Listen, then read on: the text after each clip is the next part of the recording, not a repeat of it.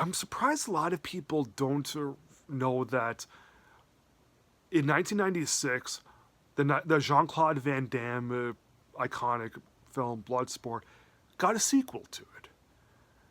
And a year later, that film, because Bloodsports 2, it is like a direct sequel, but it's almost a standalone sequel, meaning there's not really a whole lot of ties to the first one.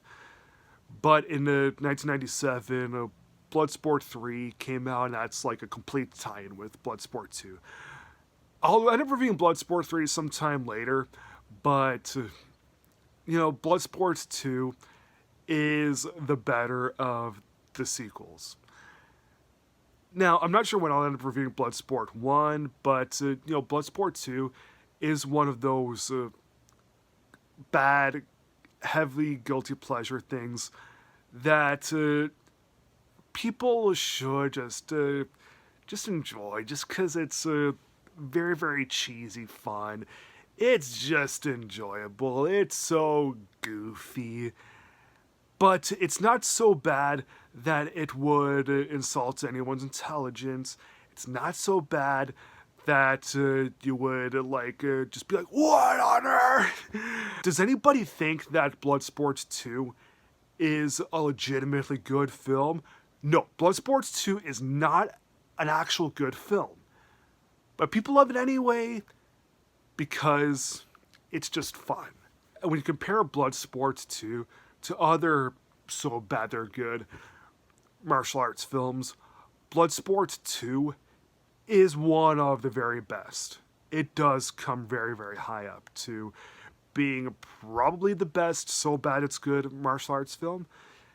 But when you compare Bloodsport to the vast majority of beloved martial arts films, yeah, you'll never see Bloodsport 2 on any list like that. It is strictly for the so bad they're good subgenre, if you want to even call it a subgenre. So the movie stars Daniel Bernhardt as this street fighter and thief named Alex Cardo. The year was 1996, was his very first movie, and he had to follow Jean-Claude Van Damme, who by the mid-90s was already probably the biggest martial artist in the world. A lot of people say that he's just a big Van Damme wannabe. You know what, maybe so, but he's not really very cringe as a Van Damme wannabe. Like when he does the kiais and he yells when he hits his opponent, he does like, yeah! That stuff is pretty cheesy, but it's fun. It's funny cheesy, okay? So, yeah, as I said, he plays Alex Cardo, who's a thief, and he's at this party of this multi-millionaire named David Leon, who's played by Pat Morita. He steals this very, very prized sword, and he's betrayed by his friends, and he's sent to this prison in Southeast Asia. While he's there, doesn't really get along with anybody, but he befriends this martial arts master named Sun, who's played by James Hong. When he's in prison, he meets Master Sun. He ends up changing for the better. Sun completely reforms him, teaches him some better martial arts, completely turns his life around. He promises when he gets out that he wants to win the Kumite that Frank Dukes won in the very first one. And he wants to really honor Master Sun for turning his life around. So when he gets released, he finds out that the most brutal guard from his prison days, who's known as the Demon, is the undefeated and the greatest fighter that the Kumite has ever seen.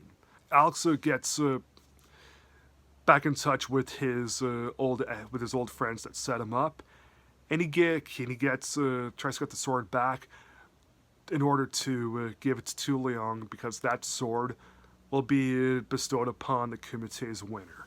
When Alex was in prison, Sun taught him this thing called the Iron Hand, which is essentially a superpower that that's very, very unrealistic, and you know, as long as he can actually use it, then he'll stand really no chance of winning. Then he'll actually stand a really good chance of winning.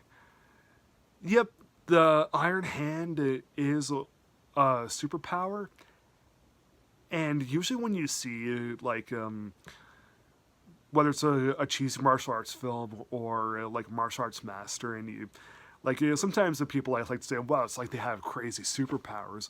Yeah, this movie is a lot of fun.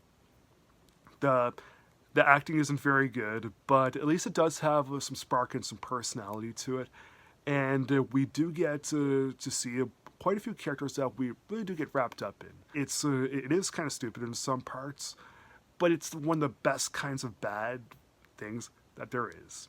So I'll give Bloodsport 2 from 1996 a merciful 3 stars out of 4. Thanks for watching. Please like, subscribe, comment, and I'll see you again next time.